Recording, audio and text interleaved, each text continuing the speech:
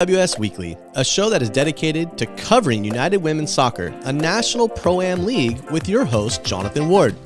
Each and every week, we will highlight players, supporters, and staff of the clubs we all pride ourselves to support in North America. The UWS is a league that is committed to advancing women's soccer.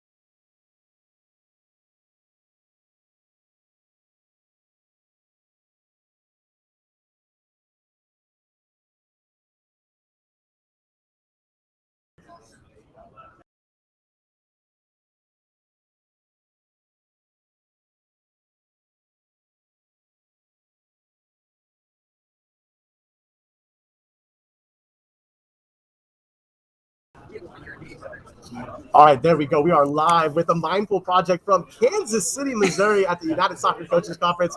I am pleased, and it is my honor to be joined by Dr. Rachel Lindvall and former Canadian national goalkeeper, Erin McLeod. Erin, Rachel, thank you so much for taking the time to join me today. How are you? We're good, doing great. Yeah, excited to be here. Lots of presentations from you guys this week and kind of a community conversation about the Mindful Project. But before we get started, kind of tell me about your guys' background and what got you involved in the sport. And as a doctor, what got you to think more about the Mindful Project? Yeah, also, first of all, I got to give a shout to Erin that she is currently still active with the Canadian Women's National Team and Orlando Pride. And I always brag on her gold medal just here a few months ago with Canada. But a big part of that is the work that she's done mentally. And for me, what got me excited about the mental side of the game was I've been coaching for 20 years. During that time, I always wanted to have tools for my athletes and kind of got turned on to the sports psychology side of things back in 2007 with Dr. Colleen Hacker, actually through this convention, and got to spend some time with her, which really helped me see like how much those little things can make such a massive impact. And then that just kind of led me on my journey to education with a master's and then a doctorate. And that's actually what we connected through. Yeah, I mean, personally, like I was, I would say the middle of my career. I've had a pretty long career, but, and I was starting to kind of understand, I was going through this journey of like self-awareness and how my mind was kind of working against me and figuring out how mindfulness actually made a significant difference in my game. And Rachel and I had kind of been in touch because her and her husband at the time were coaching a university women's soccer program, and we have a lot of the same beliefs about empowering women and things that were, dear to our hearts. And then we met we were joking before, we literally met over dinner in Eastern Germany, and we just started talking about like, she was in the middle of her doctorate, and I was in the middle of discovering all these tools that were working for me. And we were like, what if we knew this when we were 20? How much different would my career be if I knew this at a really young age? And like, when do we become aware? When do we start helping young people like use their mind in a positive way? So that's kind of how the Mindful Project was born. We've both, or all of us, kind of traveled all around the world. So like we literally were creating a lot of the scripts, and because we have cartoons in our program and a lot of like audios and meditations, and we're just creating all these scripts like literally in the car on the way to airports half the time. And we're celebrating our third year of being a company in a month or so. And so we're just really, really proud to be here, but just really passionate about the beliefs behind it. Dr. Lindvall, I want to ask, me being older, I'm closer to 40 than I am 21. And the idea of sports psychology has definitely changed. I remember blowing my ACL out back in 2004, and I didn't have any resource. There was nothing there to get me back in a sports psychology manner. Right. Because yes, we know there's trauma to the leg, but we also forget that there's trauma to the brain as well, because coming back from that is very difficult. And so can you kind of touch on the growth and the side of sports psychology, that how it's evolved over time? Yeah, absolutely. I mean, to be honest, I think this pandemic has brought so much attention to the mental side of things, right? I mean, before that, it was almost like we're having to pull teeth to help people understand exactly what you're saying. Like when you have a physical injury, there's so much more mental to it. Or, just the burnout that so many athletes and coaches were feeling even before the pandemic. And I think the pandemic has spotlighted that need, which is outstanding. I mean, obviously the pandemic isn't outstanding, but it has brought to light. And then even just you're seeing so many more high level athletes that are struggling with the mental game, and they're talking more about it. And so I think that has actually created a platform for these conversations and for projects like ours, saying like, hey, look, this is a normal part of life. There's nothing wrong with you if you have anxiety. There's nothing wrong with you if you're struggling to come back from an ACL injury. You are a normal human being with a normal functioning brain. And so we want to provide those tools to help with recovering from that injury, to help with that performance anxiety, to help with all of the confidence and all these things. And so I feel like that's been a really big thing that has helped move sports psychology forward, to be honest. Yeah, and I think mental health in general, now there's just so much research and proof out there that mental health is like the number one. If you don't have that taken care of, it's going to affect everything else in your life, and as well life balance. Like I just think now there's just so much more research and funding available for the mental side of the game. And I think because of that, like it's just the proof's in the pudding, like having self-compassion develops grit and a willingness to get up and try again, and being hard on yourself from a research perspective, like actually slows down your learning. So this old school mentality that like, if you make a mistake, you have to like berate yourself, or if you're a coach and someone makes a mistake and you're screaming at your player, it actually just, aside from feeling horrible, it slows down your learning. And at the end of the day, for us anyway, like high performance is about learning as much as it is about enjoyment. So, Erin, I kind of want to touch on the player aspect, right? Yeah. You think about how, as a player, these thoughts and ideas come to mind, right? Maybe a bad game and it turns you sour, or an injury, it turns you sour. How has the Mindful Project and just being aware of the sports psychology piece, how has that helped you stay in the game, but also stay sharp? Yeah, so, I mean, I think really like the definition of mindfulness is just being in the present moment, and like not judging yourself. So, and that is like, well, what does that really mean? What does that feel like, right? So for a long time, I was, a perfectionist, and a lot of high performers are perfectionists, and they cannot get over mistakes. Mistakes become about their like self-worth, and they just feel horrible, right? And as a consequence, a lot of times because of the weight they put in mistakes, they're constantly thinking about that mistake they made, or if they haven't made a mistake, they're worrying about making a mistake, and they're thinking about the future, they're worrying about the past, and they're never in the present moment. And this is what was happening to me. This is the definition of anxiety, right? So for me, it was so basic when I first started. I just started focusing on my breathing, and it's a tool I use the most today. I breathe in for 3 seconds, I exhale for 4, and I count. Like you will see me, if you see me on TV playing, I'm literally, you can see me counting, and it's like the counting disrupts the busy mind. So all the thoughts going all over the place. And then the longer out breath activates your parasympathetic nervous system, calms you down, make clear decisions, you perform better, and you're in the moment, which is like the zone, the moment we're all chasing as athletes, right? And so just something so simple I still use. And there's so many other tools, but for me, when I started using that, at first, I'd come back to the moment, and then my mind would drift. But then I use the tool again, my mind would come back. And that's essentially what I'm still doing.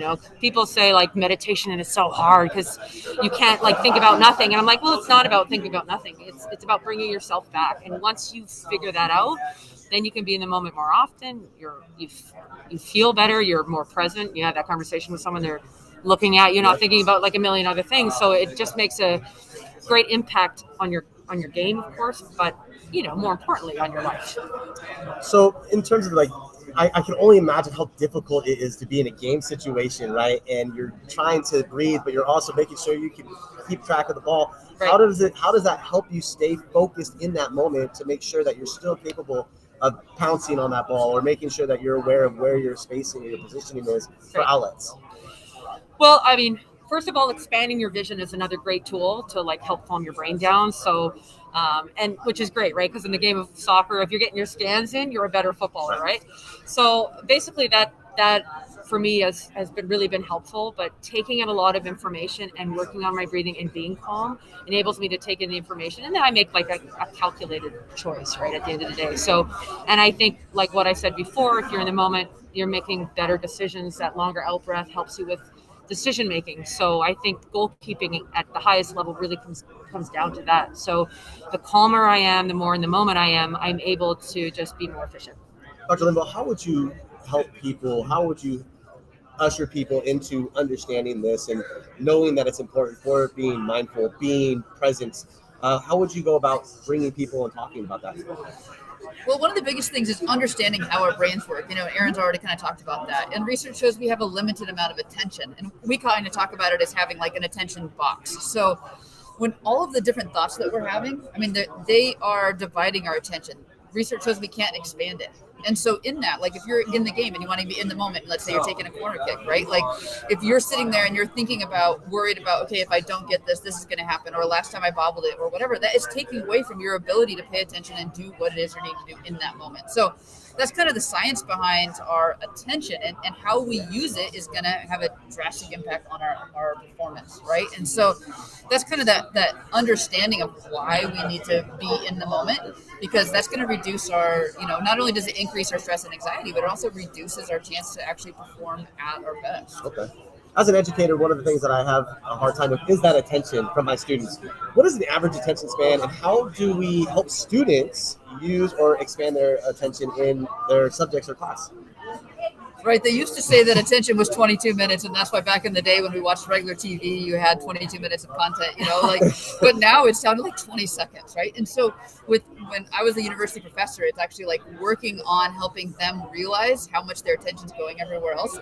And so helping them learn to note it. We talk about noting with the Mindful Project. Notice when your brain's going elsewhere so you can bring it back, and that's the win. So they're studying, and if their brain keeps bouncing to other things, right? Maybe they sat down and studied for an hour, but they really only got 10 minutes of actual content, right? And they get frustrated about that. Yeah. And so helping them start noticing when their brain goes elsewhere and just bring it back. And just like anything else, I mean, we even have people practice with like staring at a pen for 30 seconds. And you're not just staring at it, you're looking at what's the color, what's the texture. It could be like just noticing everything about it. And it's just like mental push-ups for, it's for push-ups for your brain, right? So the more you practice, like, oh, when I'm looking at this pen, I notice my brain bounce. Okay, bring it back. And then just like anything else, your brain gets better at it.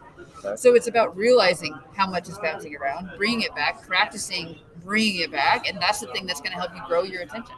And Sorry. No. I just think like with the Mindful Project, we have a lot of mental training videos specifically for this, and it's kind of the same concept. Like you kind of get nice and relaxed, and then there's kind of this 15 seconds of dead space, and you practice that and see how many thoughts come in, and then we extend it to 30 seconds. And again, it's just that it becomes a focus practice. And when I describe mindfulness to a lot of people, and because it kind of is like, it seems like this really foreign concept, but it is really just focusing. Is really what it comes down to. So, and because now, I mean, the technology, the Instagram, there's so many things that are taking our attention away. Yeah. So now it's about, okay, how can I use my attention when I want? And that accessibility is, what I think is really important. Instead of your mind kind of going everywhere, you have a certain amount of control.